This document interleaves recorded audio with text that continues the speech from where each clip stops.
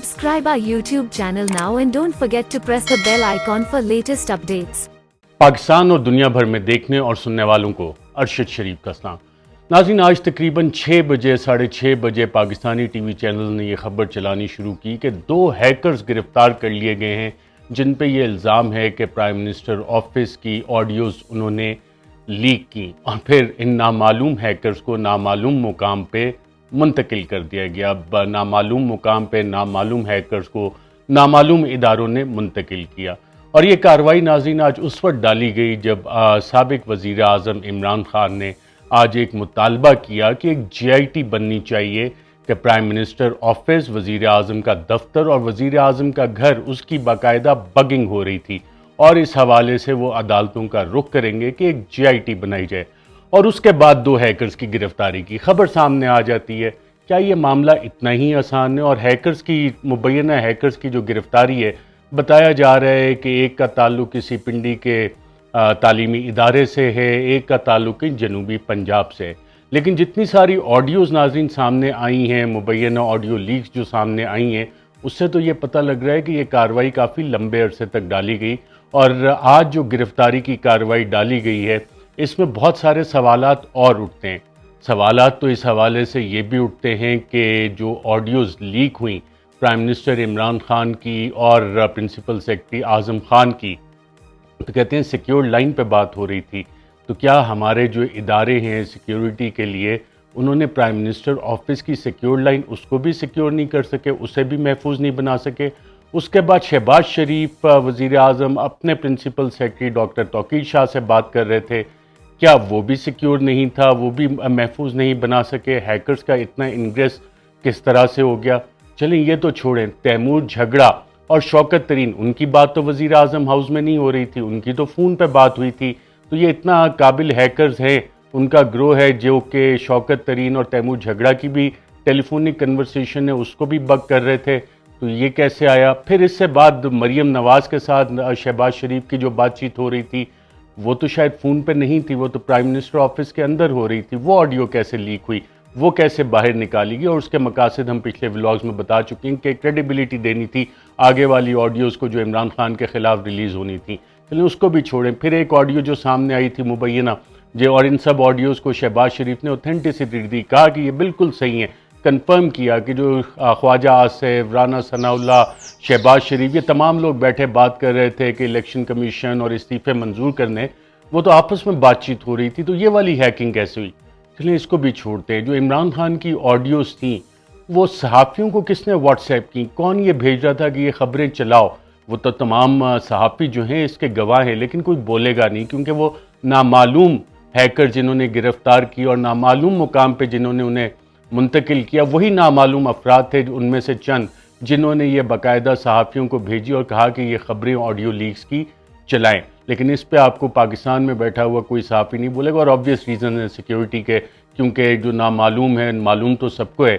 और उनका एहतसाब नहीं है कि इनका किसी तरह से भी एहतसाब किया जाए। असगर खान केस हो, उसमें आप चीज़ें देख लें, सामने रिकॉर्ड पे आई। ऑपरेशन मिडनाइट जैकॉल, उसमें आपके सामने चीज़ें आई। हाल ही में चीफ जस्टिस साकिब निसार की अदालत में पता लगा कि हमारी इंटेलिजेंस एजेंसीज ये खुद रिकॉर्डिंग्स करती हैं और हज़ारों की तादाद में रिकॉर्डिंग्स करती हैं। और हमारी इंटेलिजेंस एजेंसीज ने, नाज़रीन मैं पिछले व्लॉग में आपको बता चुका हूँ कि हैकिंग सॉफ्टवेयर लिए हुए हैं कि आपका जो फ़ोन है, मोबाइल फ़ोन है, इसका माइक भी ऑन हो सकता है, इसका कैमरा भी ऑन कर सकते हैं और ये बाकायदा सीक्रेट फंड से हमारी इंटेलिजेंस एजेंसीज ने ये सॉफ्टवेयर्स ख़रीदे। तो ये जो नामालूम हैकर्स हैं, क्या ये उसके बाद एक थॉट आया किसी को कि ये खबर रिलीज़ कर दी जाए? क्योंकि एक है शख्स की गिरफ्तारी का तो इसमें पहले से एक बात आ रही थी कि मुद्दा डालना ही डालना है, लेकिन जितना सारा एविडेंस और जितनी ज़्यादा ऑडियो लीक्स आ गई हैं ये 2 हैकर्स के ऊपर डाल के क्या ये मामला ख़त्म हो जाएगा? इमरान खान ने आज जो ट्वीट्स की, नाज़रीन ने तकरीबन 2 बजे के करीब ट्वीट की थी और मैं आपको पढ़ के बता देता हूँ कि उन्होंने कहा क्या था एग्जैक्टली, जिसके बाद ये नामालूम हैकर्स की कहानी सामने आई। इमरान खान ने ट्वीट किया था कि ऑडियो लीक्स कौमी सलामती पर एक संगीन हमला है क्योंकि इनसे प्राइम मिनिस्टर हाउस यानी वज़ीर आज़म का घर और वज़ीर आज़म का दफ्तर के पूरे हिफाजती निज़ाम पर सवालात उठते हैं। बतौर वज़ीर आज़म मेरी रिहाइशगाह की महफूज लाइन भी बग थी। हम इन ऑडियोज़ की पड़ताल के लिए अदालत से रुजू का इरादा रखते हैं ताकि एक GIT के ज़रिए सुराग लगाया जा सके کہ کون سی انٹیلیجنس ایجنسی بگنگ کی ذمہ داری ہے اور کون یہ آڈیوز جاری کر رہا ہے جن میں سے بہت سی ایڈیٹڈ ڈاکٹرڈ ہیں۔ یہ تحقیق نہایت اہم ہے کیونکہ قومی سلامتی سے جڑے حساس موضوعات پر گفتگو وغیرہ کو غیر قانونی طریقے پر ریکارڈ پھر ہیک کیا گیا۔ نتیجتاً پاکستان کی قومی سلامتی کے حوالے سے معلومات پوری دنیا کے سامنے آشکار ہو کر رہ گئیں۔ اس سے پہلے ناظرین فواد چودھری بھی یہ سوال اٹھا چکے ہیں کہ اس پہ عدالتی کارروائی ہونی چاہیے اور عدالتوں کو اس کا نوٹس لینا چاہیے، اور عمران خان نے جو بات کی اس میں انہوں نے دو باتیں کی کہ ان کا وزیر اعظم کا گھر جو تھا اس کو بھی بگ کیا ہوا تھا، اور انہوں نے باقاعدہ کہا کہ انٹیلیجنس ایجنسیز بگ کر رہی تھیں وزیر اعظم کے گھر کو۔ اب یہ کون سی انٹیلیجنس ایجنسی ہے، ان کا احتساب کیسے ہوگا، اس حوالے سے وہ عدالت سے رجوع کرنے کا ارادہ رکھتے ہیں۔ اس حوالے سے ناظرین جو ایس او پیز باقاعدہ طور پہ بنی تھی کہ صرف دہشت گردی کی کارروائیوں میں انٹیلیجنس ایجنسیز کو اجازت ہے کہ اگر کوئی شبہ ہو، کوئی شک ہو اور اس کے لیے بھی ایویڈنس ہو کہ کوئی شخص دہشت گردی کی کارروائی میں ملوث ہے تو وزیر اعظم کی اجازت کے بغیر یہ بگنگ ہو سکتی ہے، اس کی سرویلنس ہو سکتی ہے، ادروائز نہیں ہو سکتی۔ تو جنہوں نے بھی یہ بگنگ کا کام کیا ہے، mid night jackal operation part 2 جنہوں نے کیا ہے، میرے خیال سے ان کے احتساب کا وقت کافی قریب آتا جا رہا ہے اور اسی لیے اس نظام میں کافی زیادہ پریشانی ہے۔ ڈاکٹر شیریں مزاری نے بھی ناظرین ایک ٹویٹ کیا اور اسی حوالے سے کیا، سابق وفاقی وزیر رہی ہیں انسانی حقوق کی۔ انہوں نے کہا کہ آڈیو لیکس تفریح تباہ کی نہیں، نہایت سنجیدگی کی متقاضی ہیں، اور اس حوالے سے یہ تحقیق ضروری ہے کہ وزیر اعظم کے دفتر اور گھر کی خفیہ ریکارڈنگ جیسا شرمناک کارنامہ ہے کس کا۔ ہیکنگ اپنی جگہ الگ جرم ہے، مگر پہلے یہ تو تعین کیا جائے کہ بگنگ کی کس نے اور یہ صلاحیت ہے کس ایجنسی کے پاس۔ وقت آ گیا ہے کہ یہ واضح طور پر قوم کو بتایا جائے کہ ان ریکارڈنگز کے پیچھے کون سی ایجنسی کار فرما ہے۔ اس کے ساتھ ان قواعد و ضوابط کا بھی جائزہ لیا جائے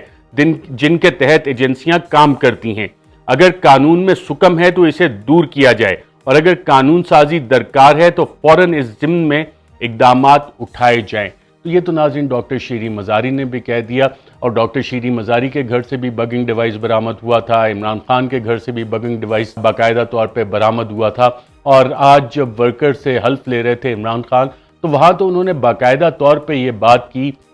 اور انٹیلیجنس ایجنسیز کو مورد الزام ٹھہرایا کہ کون لوگوں کو دھمکیاں دے رہا ہے، ورکرز کو ان کے دھمکیاں دے رہا ہے، نامعلوم نمبر سے ان کے وہ دھمکیاں دی جاتی ہیں، اور پھر حکومتیں بنانے، حکومتیں گرانے کا جو کردار ہے ان کا، اس حوالے سے بھی انہوں نے انٹیلیجنس ایجنسی سے سوال کیا کہ کیا تم لوگوں کا یہی کام رہ گیا ہے، اور ملک کے اوپر کرپٹ لوگوں کا کرپٹ ٹولہ ایک نافذ کر دیا گیا ہے۔ اور اس حوالے سے جو انہوں نے سوالات ناظرین اٹھائے، یہ پاکستان کی پچھلی 75 سال کی تاریخ اور خاص طور پہ 1985 کے بعد سے جو پاکستان کی تاریخ ہے، انٹیلیجنس ایجنسیز کا کردار ہے وہ ڈاکومنٹڈ ہے، عدالتی کارروائیوں کا حصہ ہے، سپریم کورٹ آف پاکستان کے ریکارڈ پہ موجود ہے۔ لیکن کچھ عرصے تک یہ کارروائیاں کم ہو گئی تھیں، لیکن 9 اپریل کے کچھ عرصہ پہلے اور 9 اپریل سے لے کے پچھلے 6 ماہ میں آپریشن مڈ نائٹ جیکال، جن کو کہا جاتا ہے کہ اس عمران خان جسے امپورٹڈ حکومت کہتے ہیں، اس کے چند ہینڈلرز، چند سہولتکار، چند سازشی اس operation mid night jackal part 2 کا حصہ ہیں۔ اور عمران خان نے جو ٹویٹس کی، جو ڈاکٹر شیریں مزاری ٹویٹس کر رہی ہیں، وہ انہی کے احتساب کی بات ہو رہی ہے، اور یہ کیس عدالت میں جائے گا، کیونکہ اس حوالے سے وزیر اعظم شہباز شریف جو اس دن وزیر اعظم بنے جس دن ان پہ فرد جرم عائد ہونی تھی، دنیا کے کسی اور ملک میں ایسا نہیں ہو سکتا، پاکستان میں ہو سکتا ہے۔ گورنر سندھ بھی آپ سب کو ناظرین مبارک ہو، کامران ٹسوری، اور ان کو بھی گورنر سندھ لگا دیا گیا۔ اب سوال یہ آتا ہے کہ پاکستان جو ایک نیوکلیئر ریاست ہے، اس میں اعلیٰ عہدوں پہ پہنچنے کا کرائیٹیریا کیا ہے؟ کیا کسی کے اوپر منی لانڈرنگ کے الزامات ہوں تو وہ وزیر اعظم بننے کا اہل ہوگا؟ کوئی ماڈل ٹاؤن کے لوگوں پہ گولیاں چلانے کا جس کے اوپر الزام ہو وہ وزیر داخلہ بننے کا اہل ہوگا؟ کامران ٹسوری جیسے لوگ جن کے اوپر کافی ساری چیزیں ریکارڈ پہ موجود ہیں کہ کن کارروائیوں میں، ایون پولیس کے اوپر فائرنگ میں، پولیس سے بھاگنے میں، اس میں بھی ملوث ہیں، وہ گورنر سندھ بن گئے۔ اور باقی اسی طرح آپ اٹھاتے جائیں تو آپ کو پتہ لگے گا کہ یہ تمام کے تمام لوگ جس طرح سے مسلط کیے گئے اور 1-2 ووٹوں کی میجورٹی سے اس حکومت کو قائم رکھا ہوا ہے اپنی انا کے لیے، اپنی ضد کے لیے۔ اب انا اور ضد سے بات آگے چلی گئی ہے اپنی ذاتی بقا کے لیے، کیونکہ اب احتساب کا وقت قریب آتا جا رہا ہے، اور سب سے زیادہ پریشانی ان چند ہینڈلرز، چند سہولتکار اور چند سازشیوں کو یہی ہے کہ ہمارا احتساب نہ، اور ہر طرف سے اب یہ آوازیں اٹھ رہی ہیں کہ ان کا احتساب ہو. اور ناظرین جو اس وقت میرے پاس اطلاعات ہیں کہ بالکل ٹاپ لیول پہ یہ سوچ پائی جا رہی ہے کہ یہ احتساب ہونا ہے. جس کسی نے غیر قانونی کام کیا ہے، جس کسی نے غیر قانونی احکامات پہ عمل کیا ہے، ان کا احتساب ہوگا، چاہے وہ کسی بھی ادارے میں ہو، چاہے وہ کہیں پہ بھی ہوں اور اپنے آپ کو کتنا مرضی طاقتور سمجھ رہے ہوں. Operation mid night jackal part 2 کے جو کردار ہیں وہ تمام کے تمام ناظرین آپ کے سامنے آئیں گے. اور اس وقت جو ڈیمانڈ چل رہی ہے، جو بات چیت چل رہی ہے، بیک گراؤنڈ میں بات چیت چل رہی ہے، اس میں جہاں دیگر چیزیں طے ہو رہی ہیں، اس میں operation mid night jackal part 2 کے جو سازشی ہیں، چند ہینڈلرز ہیں، چند سہولت کار اور ہینڈلرز کا ذکر آج عمران خان نے پھر کیا اپنے ورکر سے اوتھ میں، ان کے احتساب کی بات چل رہی ہے. اور اگر یہ والا مسئلہ حل ہو جائے تو چیزیں کافی آگے چلیں گی. اور اس معاملے پہ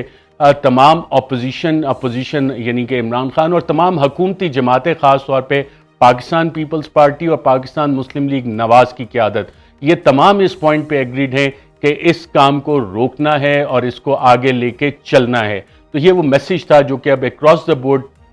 تمام سیاسی جماعتوں سے آنا شروع ہو گیا ہے، ان چند ہینڈلرز، چند سہولت کار، چند سازشیوں کے لیے کہ اکراس دا بورڈ ایک کنسنسس بیک گراؤنڈ انگیجمنٹس میں ایمرج ہوا ہے کہ ان کا احتساب کیا جائے گا. ناظرین فی الحال کے لیے اتنا ہی، اپنا خیال رکھیے گا، مجھے دیجیے اجازت، اللہ حافظ. Subscribe our YouTube channel now and don't forget to press the bell icon for latest updates.